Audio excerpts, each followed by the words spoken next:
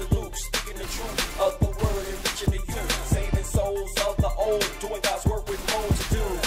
And he turning up every weekend, get lit, nigga in church on Sunday, you can tune in and get your fix. Turn up, turn up, turn up. It's that weekly turn up, turn up, turn up.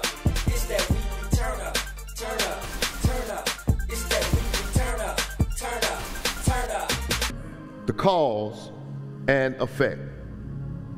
God does not put conditions on his love, but he does put conditions on his promises.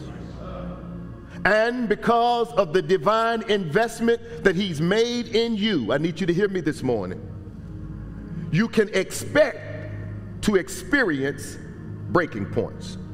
So this is the season that you must be aware not only of who it is you talk to, but who it is you listen to. Because not only is this a sowing season, this is also a reaping season.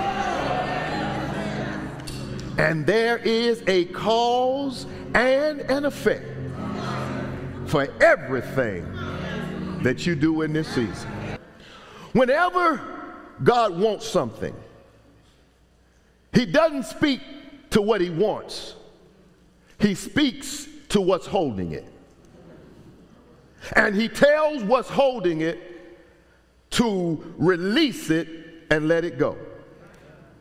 Meaning that God has already, hear me, put the seed of potential within everything that he has created.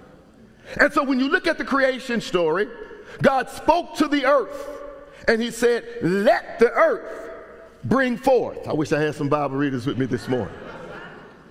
He said, let the earth bring forth. And the earth brought forth. He didn't have to call for apple trees and plum trees and pear trees and grapes and plums and figs. He spoke to the earth because the seed of potential to produce those things was already in the earth. And when God got ready to create man, he spoke to himself and said, let us make man in our image and in our likeness. Let me talk to you this morning. You were not made by your mother and your father. They gave you the body, but you came from the mind of God. Come on, I'm stretching you today. And you can always tell where a thing came from because when it dies, it goes back to it. And so when you die, you don't go back to your mother's womb. Paul said to be absent from the body, I wish I had somebody in here, is to be present with the Lord. Environment is the key to potential. Some of you have not reached your full potential because you're not in the right environment. There is a show that comes on the Discovery Channel. It's called Shark Week. Anybody like other than me like the white shark?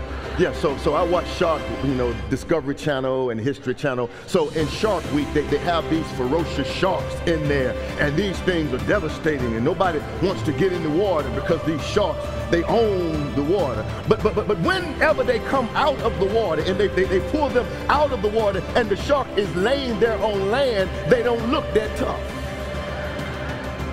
They're not that tough when they're laying on land. They're there and they're bucking around and jumping around, and they're not trying to bite anybody. Why? Because you're no threat when you're not in your environment.